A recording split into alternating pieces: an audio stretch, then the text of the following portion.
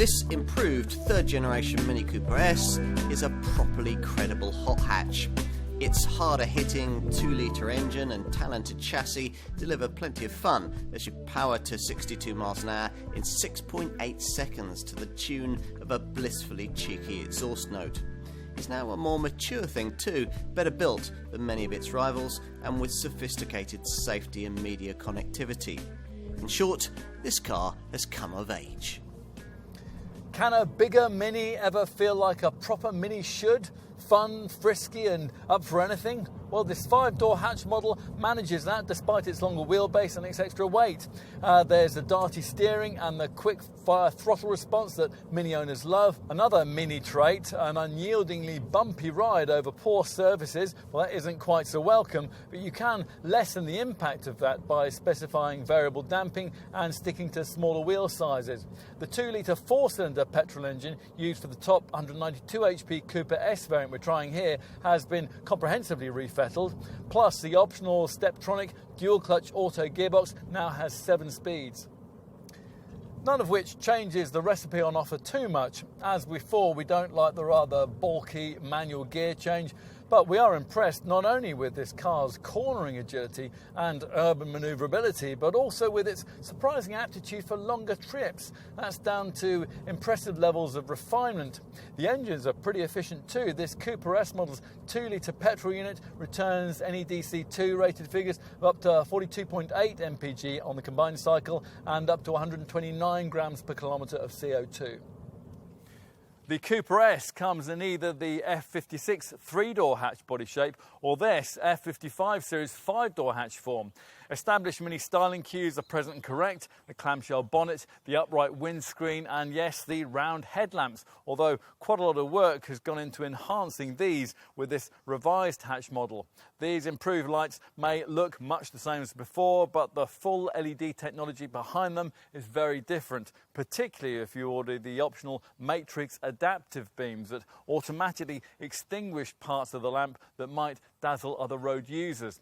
Either way, a new LED daytime running light ring surrounds the beam and illuminates as a turn signal when it's needed.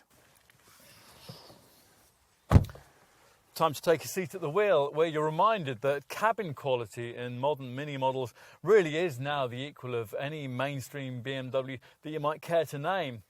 Now, if you haven't yet tried a post-2013 era third generation F56 or F55 series Mini model, you might be surprised to find that this huge central display no longer functions as a speedo these days. Less characterfully, but more practically, that's been relocated to a pod in front of the steering wheel where it's flanked with a crescent moon rev counter and a fuel gauge. All of this has freed up this central area for much more infotainical trickery. The screen is now 6.5 inches across the range as standard, but it's been upgraded here to 8.8 inches in size as part of the Navigation Plus pack, which includes all the latest Mini connected media features.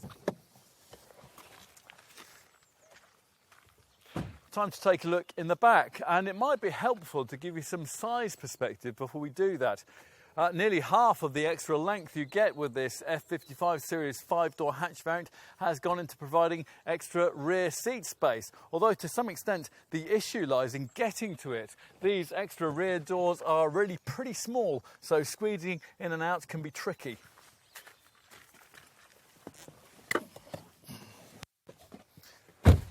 Inside, all that extra wheelbase length creates a cabin that's obviously a huge improvement on the cramped quarters provided by the 3-door model. Mini says that this 5-door variant delivers 10mm more headroom and 61mm more shoulder width, enough to make it possible to fit in the 3 belts back here that can't be accommodated by that smaller car. Let's finish by taking a look in the boot. With everything flat, a surprisingly large 941-litre load capacity area reveals itself. That's 210 litres more than you'll get in the 3-door model. We can all argue about whether this generation Cooper S is as pretty a car as its predecessors, but there can be no doubt that it's a better all-rounder. Yes, you could pay the same kind of money and buy a more conventional Super Mini-based hot hatch, perhaps the purer, more focused Fiesta ST, or the more comfortable and relaxing Volkswagen Polo GTI. This Cooper S, though, arguably delivers an appealing compromise between the two, and it feels much more special while it's doing it. It's a Mini to the max, and that's always a tempting thing.